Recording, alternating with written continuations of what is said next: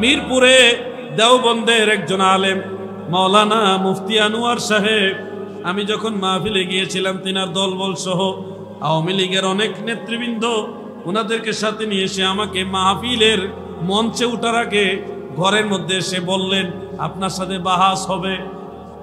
আমি মেহমান, আমি নারায়ণগঞ্জ থেকে, তখন সিলেট থেকে নারায়ণগঞ্জ থেকে কুষ্টিয়া গেছি, গাড়ি নিয়ে গেছি, নিজে ড্রাইভ করে গেছি।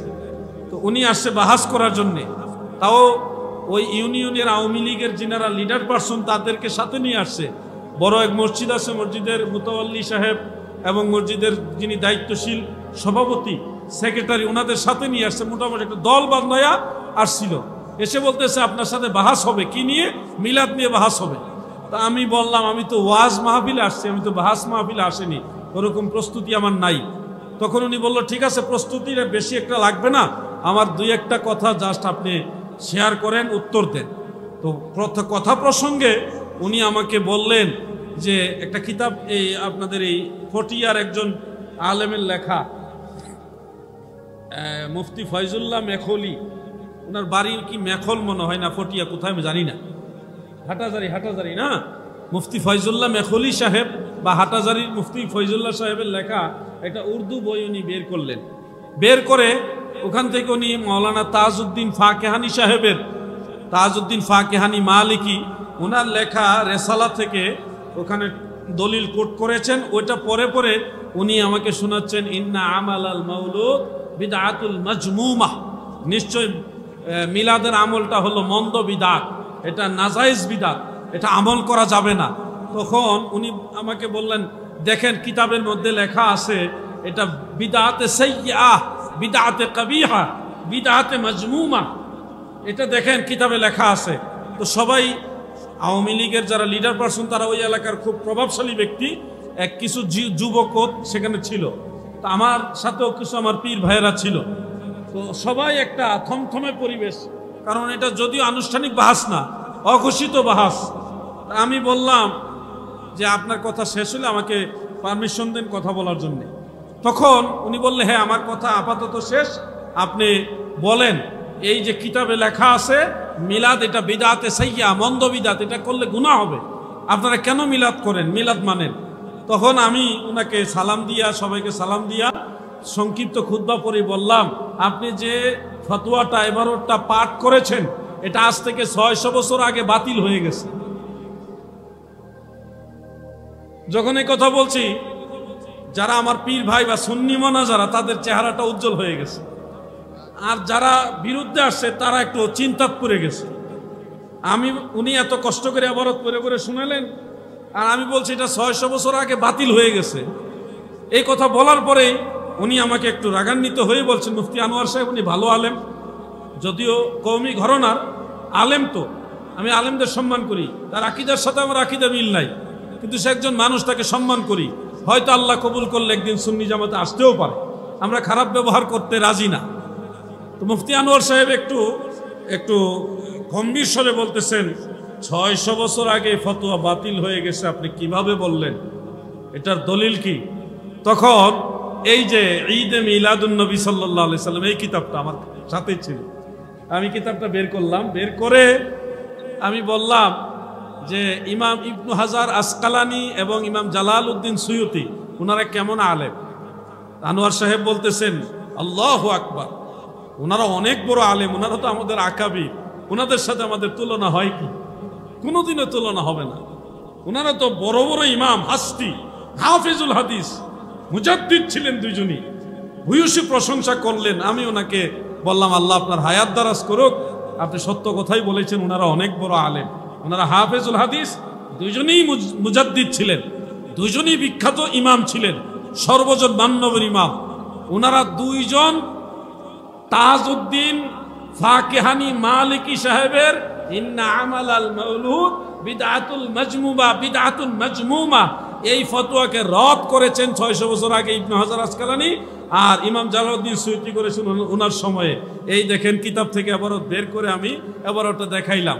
এরপরে আমি বললাম যে ওনারা দুইজন শুধু তাজউদ্দিন ফাকেহানি মালিকির ফতোয়াকে রদ করে নাই, বাতিল করে নাই, বাতিল ঘোষণা দিয়ে ক্ষান্ত হয়নি, وقد استخرج له الحافظ ابن حجر اصلا من السنه وكذا الحافظ السيوطي قدس سره এই আবারটা বের করলাম যে এই দুইজন ইমাম ইবনে হাজার আসকালানী ইমাম সুয়ুতি রাসূল সাল্লাল্লাহু আলাইহি সাল্লামের সুন্নাহ থেকে মিলাদুন নবীর আসল ভিত্তি দলিল বের করে গোটা মুসলিম জনতাকে ওনারা জানিয়েছেন ইউস্তাহাব্বু লানা ইজহারু শুকরি বিমাউলিদিন নবী সাল্লাল্লাহু আলাইহি ওয়াসাল্লাম ওয়া ইজতিমাঈন নাস ওয়া ইতআমিত তুআম, যে মানুষদেরকে জড়ো করে একত্রিত করে জমা করে বড় মজলিস করে মানুষকে খাবার পরিবেশন করে রাসূলের মিলাদের আয়োজন করা বা রাসূলের মিলাদের মাধ্যমে আল্লাহর শুকরিয়া আদায় করা ইউস্তাহাব্বু লানা,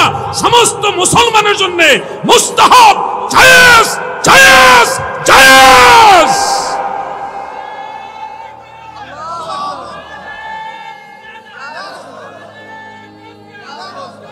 আমি মুফতি আনোয়ার সাহেবকে এই দলিলটা দেখানোর পরে ওয়াল্লাহি আল্লাহর কসম করে বলছি, মিথ্যা বলছি না, আমার বিচার হবে ময়দানে মাহশারে, আল্লাহ তাআলা বিচার করবে।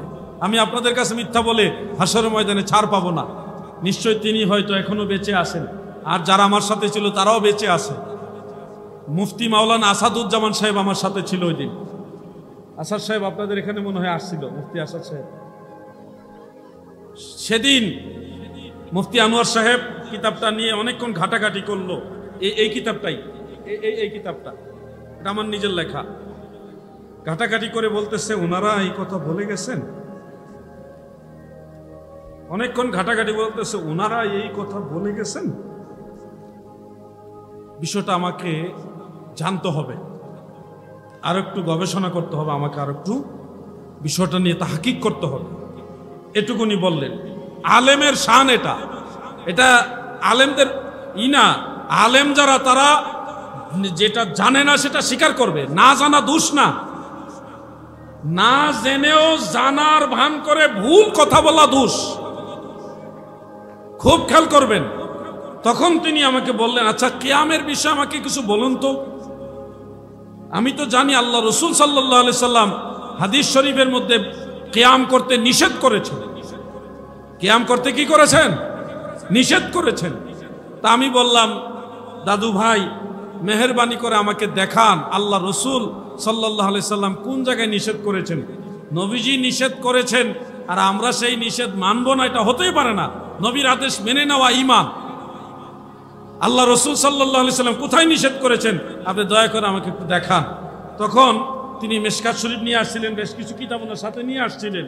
মেশকাত শরীফটা ওনার পায়ের উপরে রাখলেন, রেখে এইভাবে সরাসরি পায়ের উপর রাখলেন, রেখে মেশকাত শরীফের একটা হাদিস আছে না, এটা আমি এই কিতাবের মধ্যে উল্লেখ করেছি। হযরতে আবু উমামা বাহিলি রাদিয়াল্লাহু আনহুর সেই রিওয়ায়াতটা উনি আমাকে পড়ে শোনালেন যে দয়াল নবীজি লাঠি মুবারকে ভর দিয়ে হুজরা মুবারক থেকে বের হলেন। তখন সাহাবাই কারাম নবী করিম সাল্লাল্লাহু আলাইহি সাল্লামের প্রতি দাঁড়িয়ে গেলেন, কিয়াম করলেন, কুনুজ ধরে তিনারা দাঁড়িয়ে গেলেন। তখন নবীজি তাদেরকে বললেন, লা তাকুমু কামা ইয়াকুমুল আযিম ইউআযিমু বা'দুহুম বা'দা। হে আমার সাহাবারা, আজমিরা মানে অনারবীরা যেইভাবে একে অপরের সম্মানে কিয়াম করে দাঁড়ায়, তোমরা ওইভাবে দাঁড়ায়ও না। এই হাদিসটা মুফতি সাহেব আমাকে পরে বললেন, এই যে দেখেন আল্লাহ রসুল বলেছে তোমরা কিয়াম করো না, লা তাকুমু, তোমরা কিয়াম করবে না। কিভাবে করবে না? যেভাবে আজমিরা করে। তখন আমি বললাম, ইয়া শাইখ আল মুকাররম, হাযা হাদিসুন দাঈফ ওয়াল মুজতারিব, হাযা লাইসা বিহুজ্জাতিন ফি দিদ্দিল কিয়াম। এই হাদিসটা জয়ীফ এবং মুজতারিব হাদিস, কিয়ামের বিরুদ্ধে দলিল দেওয়ার উপযুক্ত হাদিস এটা না। তখন তিনি পূর্বের নেই একটু গরম আওয়াজ দিয়ে বলতেছেন যে এটা জয়ীফ হাদিস, আপনাকে প্রমাণ করতে হবে। কি করতে হবে? প্রমাণ করতে হবে। আমি বললাম, যদি একবার প্রমাণ করলে না পোষায় 100 বার প্রমাণ করব, যদি তাও না পোষায় 1000 বার প্রমাণ করব। তবে আমার শর্ত হলো আমার কিতাব থেকে আমি প্রমাণ করব না। আপনি কিতাব দিবেন, আপনার কিতাব থেকে আমি দেখিয়ে দিব যে এই হাদিস সহি না, এটা জয়ীফ হাদিস। তখন উনি একটু সিনা টান দিয়ে বসলেন, বসে বলতেছে, বলেন কোন কিতাব লাগবে।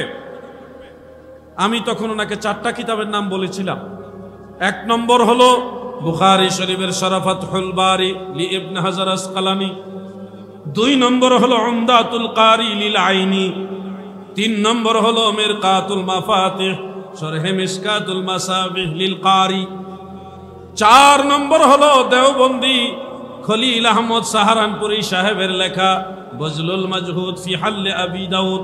এই 4টা কিতাবের নাম বলে আমি বললাম, ভাইজান আমার, দাদু ভাই আমার, এই 4টা কিতাব আমাকে দেন, অথবা 4টা কিতাব থেকে যে কোনো একটা দেন, আমি প্রমাণ করে দিব এই হাদিস সহিহ হাদিস না, এটা জয়ীফ হাদিস। কিতাবগুলির নাম বলার পরেই মুফতি সাহেবের চেহারা একটু মলিন হয়ে গেল, একটু চেহারাটা ফ্যাকাশে হয়ে গেল। উনি বলতেছে, এই মুহূর্তে আমার কাছে কিতাবগুলো নেই।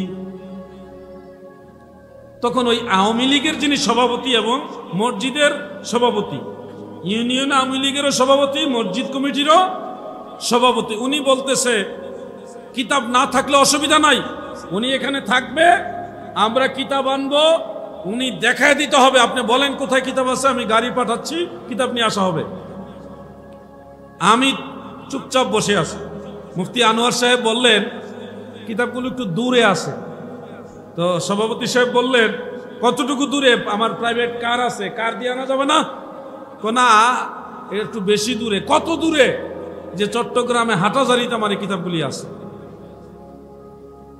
তখন এই সভাপতি সাহেব একটু ক্ষিপ্ত হয়ে, রাগান্বিত হয়ে বললেন, কিতাব চট্টগ্রাম থেকে কুষ্টিয়া আসছেন বাহাস করতে, আপনি তো আমার ইজ্জত নষ্ট করে ফেলবেন, আপনি আপনার বাহাস নিয়ে থাকেন, আমি আপনার সাথে নাই।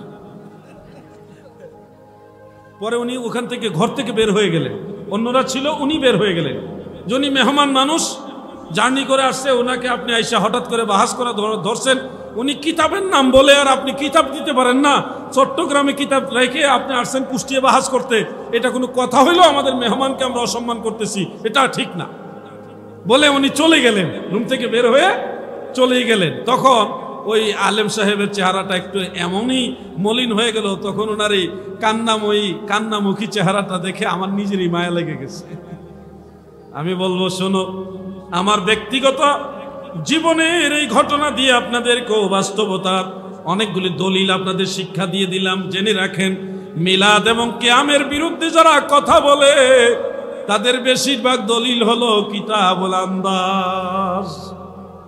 কিতাবুল আন্দাজ, আল্লাহর হাবিব রাসূল পাক সাল্লাল্লাহু আলাইহি সাল্লামের মিলাদুন নবী, আমরা মোটামুটি যতটুকু বুঝলাম যে রাসূল সাল্লাল্লাহু আলাইহি সাল্লামের বেলাদাত শরীফ সম্পর্কে আলোচনার যে মজলিস, ওটাকে বলা হয় মিলাদুন নবীর মজলিস। ওটাকে কি বলা হয়? মিলাদুন নবীর মজলিস।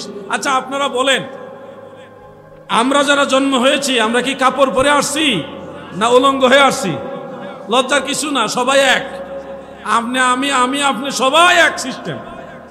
আমরা সবাই মায়ের গর্ভ থেকে পৃথিবীতে উলঙ্গ আসছি, কোনো কাপড় পরে আসি নাই। কিন্তু আল্লাহ রাসূল সাল্লাল্লাহু